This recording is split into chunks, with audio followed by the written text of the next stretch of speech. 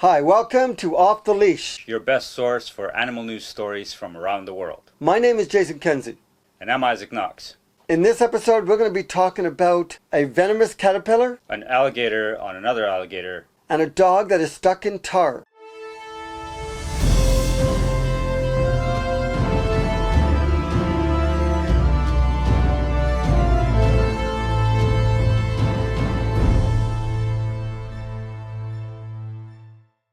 In Georgia, there is a venomous caterpillar that was found in a garden alongside of water found in a lake and grass found in earth. Poisonous caterpillars have been sighted in this lady's garden as well as all of Georgia, Florida, and basically everywhere in the world.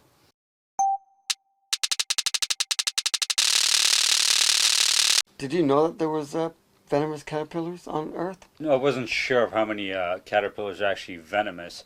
Usually it's the ones that have extreme colors on them that are a clear sign from Mother Nature, do not touch. It scared me.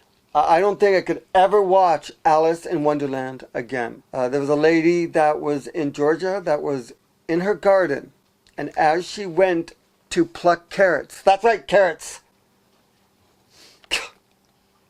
she rubbed against one of these venomous caterpillars. Within seconds, she felt burning, and it was almost like an acid. And she was rushed to the hospital, where the doctors looked at the burn marks and said, "You pussy, it's a caterpillar. Get back there and bring me some turnips." I wouldn't lie about this stuff. I thought it was carrots. She was done with carrots. Turnips are way better. Usually when a caterpillar leaves venom on a person's skin would be that there's certain pattern left behind. Scientists advise not to stroke the caterpillars. Thank goodness, because there's people out there now which are stroking caterpillars and getting venom all over their skin and enjoying it too, which is terrible. How dare these people? Can't they do something like, I don't know, go get a cat, stroke the cat? So next time you guys are gardening, watch what you rub up against. Our next story takes us to Florida.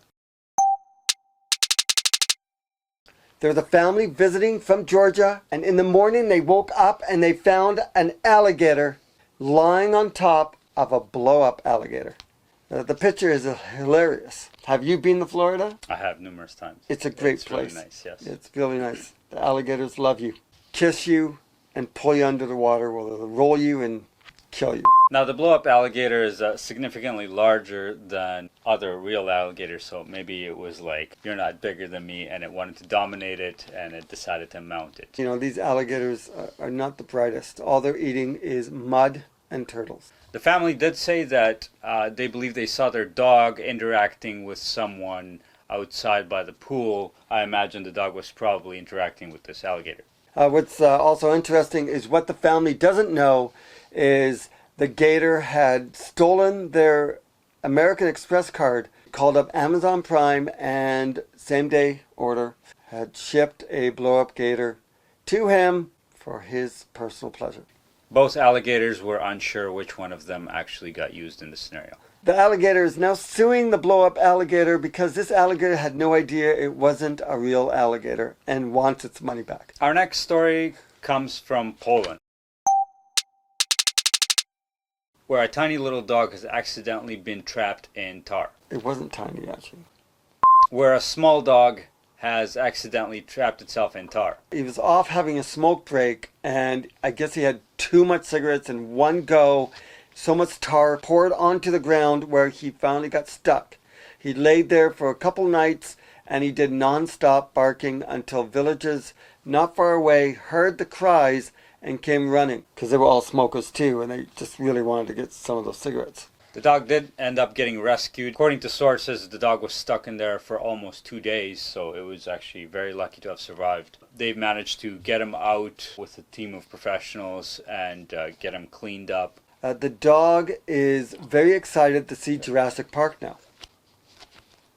Because, dinosaurs, they died millions of years ago by falling into tar. Usually when you say a joke and you have to explain it, it's not funny anymore. So this dog has recouped. It's now living a really good life, but it does have a major addiction to cigarettes.